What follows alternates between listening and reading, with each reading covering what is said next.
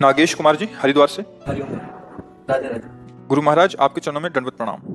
महाराज जी, सनातन हिंदू धर्म में विवाह के पश्चात पुरुष के पुण्य का आधा भाग स्त्री को मिलता है, जबकि स्त्री के पाप का आधा भाग पति को मिलता है। जैसे उसी में श्लोक में उद्याने च मद्यपाने राजद्वारे पिता गृहे बिना आज्ञान गंतव्यम वरयाचति वरांगना, ब्याह में जो वचन भराए जाते हैं। बात यहाँ है कि जब पाणी ग्रहण करते हैं तो दोनों मित्र होते हैं, भाव वहां होता है। अब शरीर दो होंगे और उनके कर्म एक होंगे। हम दोनों सलाह से जो भी कार्य करेंगे धर्म में करेंगे और दोनों धर्म के प्रताप से भगवान को प्राप्त करेंगे। उसका भाव की वजह कोई भी आप मनमानी आचरण नहीं करेंगे। बिना हमारी अनुमति के आप किसी घूमने जंगल ऐसे पिता के भी गृह में या राज दरबार में या जहां कोई मदिरा पी बैठा हो मद्यशाला आदि के पास बिना हमारे सानिध्य के आप नहीं जाएंगे। ऐसे हो बिना आप हमारी अनुमति के धर्म नहीं करेंगे। जो धर्म का कार्य करेंगे उसमें आप हमसे सलाह लेंगे। ये उसमें इस तरह की बातें कही गई है। उसका तात्पर्य कि हम दो शरीर देखने में रहेंगे लेकिन हमारी रुचि हमारा भाव एक ही रहेगा। अब अगर आप इस संकल्प से अलग हैं तो फिर आप पति पत्नी है ही नहीं, क्यों नाटक हो रहा है। अगर आप वास्तविक पति पत्नी हैं तो जो आप दोनों की सलाह से सत्कर्म या जो भी त्रुटि होगी तो दोनों है ना। देखने जैसे दो हाथ हैं, ये कुछ करे तो आपको फल अलग अलग थोड़ी मिलेगा कि भाई उसने तो बाएं नहीं किया है तो दाएं नहीं किया। भोगता तो हम ही बनेंगे ना, हाथ हमारे दोनों। ऐसे पति पत्नी को अर्धांगिनी पत्नी को कहा गया है कि आप दाहिनांग बामंग के समान है। दोनों मिलकर के जैसे गाड़ी के दो पहिए चलते हैं तो लक्ष्य एक ही तो होता है। ये थोड़ी कि बायां कहीं और ले जाएगा दायां और कहीं ले जाएगा। हाँ, अगर वो अलग अलग खुल के निकल जाते हैं तो गाड़ी ही नहीं है, नहीं वो तो टूट गई ना, गिर गई ना। तो दाम्पत्य जीवन क्या कि पत्नी अपनी मनमानी करे, पति अपनी मनमानी करे, दोनों शास्त्र सम्मत चले तो वास्तविक कहते हैं ये जगत भी सुखमय उसके लिए हो जाएगा। दोनों धर्म से चले, प्यार से चले और ये पत्नी पातिव्रत धर्म धारण करे और पति पत्नी में केवल अपना भाव, जो संसारिक भाव मान लो काम भाव है, वो केवल अपनी पत्नी में और सीमित होकर के दोनों धर्म से चले, भगवत प्राप्ति के मार्ग में अग्रसर हो जाएंगे। पर जब गर्ल फ्रेंड और बॉय फ्रेंड पहले से ही बन रहे हैं तो इनमें पातिव्रत धर्म आएगा, इनमें एक पति निष्ठा आएगी, उनमें एक पतिव्रत का भाव आएगा। या पति एक पत्नी से अपने जीवन का प्यार दे देगा क्या? तो सब नष्ट ही हो रहा है। तो हमें लगता है लिखे ही रह जाएंगे ग्रंथ की बातें। धारण करने की योग्यता तो हमारी नई पीढ़ी पहले ही खो दे, नहीं खो दी। सोचो, जैसे पवित्र वस्त्र पहन करके ही यज्ञ किया जाता है, ऐसे ये शरीर वस्त्र है। इसको तब तक पवित्र रखना है जब तक ये दाम्पत्य जीवन का संकल्प न बन जाए। पर ऐसा हो रहा है क्या? है कहाँ हो रहा है? आप बताओ ना, कहाँ हो रहा है? छोटे छोटे बच्चे, छोटी छोटी बच्चियां वैसे ही मन संसार में आ सकते हैं और ये सब नए वातावरण में जो मिटिया मेट कर दिया। आपको क्या बताना, आप लोग तो संसार में हो ही ना।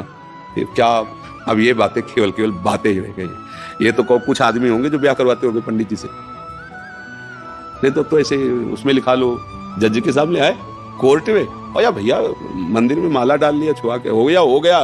मतलब क्या यार, समय आ गया है। अब आपने उससे भाव से स्वीकार किया और 2 महीने बाद कह दिया आप हमें पसंद नहीं, तो बाजार की वस्तु समझी थी क्या? जीवन बर्बाद हो रहे हैं ना।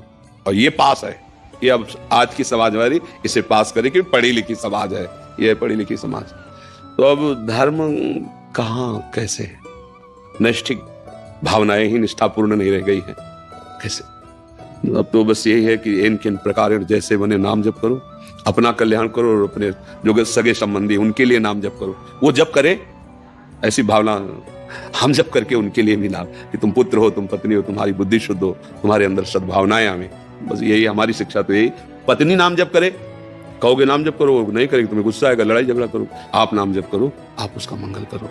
तो हमारी समझ में अब तो ये बात आ रही कि ये बातें निर्वाह करना कैसे हो सकता है। आप हमें बताओ अच्छा कैसे हो सकता है? अभी तो है थोड़ा, आगे जो आएगा वो लिखा है शास्त्रों में, नहीं माने को अनुजात अनुजा, बेटी बहन की सुरक्षा घर में ही नहीं होगी। असुरक्षित जीवन, पशुवत जीवन। भाई नाम जब इसीलिए सबको चिल्ला के कहते हैं, जब हमसे कोई प्रश्न करता है तो इन विषयों पे भले बात करते हैं, नहीं हम सबसे ये कहते हैं जो हो जहां हो जैसे हो नाम जप करो, नाम जप करो। तुम जो भी हो ठीक हो जाओगे, नाम तुम्हारा मंगल कर देगा।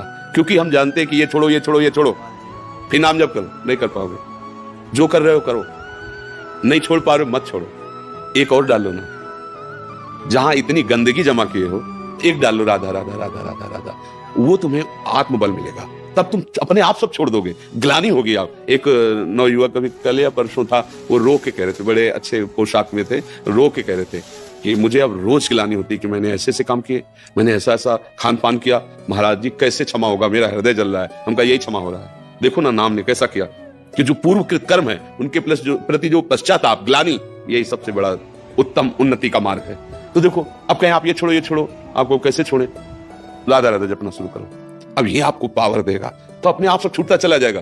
फिर उसका जो परिणाम है वो भस्म हो जाएगा आपकी जलन से। यार कितना मैं नीच हूं, कैसा अधम हूं, ऐसा क्यों किया, ऐसा, हे भगवान क्षमा कर दो, कभी नहीं करेंगे, हो गया क्षमा। जो हृदय जलन होता है ना वो शांत हो जाता है। तो इसलिए भाई जहां तक हो सके इन सब विचारों को छोड़िए, नाम जप कीजिए और पत्नी में भी भगवत भाव रखिए, परिवार में भी भगवत भाव रखिए और अपने कर्तव्य का ध्यान रखिए कि मेरा पत्नी के प्रति क्या कर्तव्य है, मेरा धर्म क्या है, उसका धर्म क्या है। उसके विषय में ये समय के अनुसार अगर तुम शिक्षण देने चलोगे तो तुम अपने धर्म को खो दोगे, फिर तुम्हें क्रोध आ जाएगा, फिर तुम उससे जलन पैदा करने वाला व्यवहार करने लगोगे और हो सकता है क्रोध में हिंसा आदि दोष बड़े बड़े हो जाते हैं। इसलिए हमारी प्रार्थना है हम अपने कर्तव्य, हमारी पत्नी आई है हमारे पास, मेरा उसके प्रति क्या कर्तव्य, बस। आप कभी दुखी नहीं हो सकते। वो जो करे, मालिक है ना, ईश्वर है ना, उसका मन ही उसको दंड देने लगेगा। शांत भाव से अगर वास्तविक सुख लेना है तो सिर्फ अपने कर्तव्य पर ध्यान देना है। ये पुत्र है, मेरा कर्तव्य इसके लिए क्या है, ये पिता है, मेरा कर्तव्य इसके लिए, उनका मेरे प्रति क्या व्यवहार, ये नहीं देखना। ये देखोगे तो कर्तव्य निर्वाह कर ही नहीं सकते, मेरी बात मान लेना।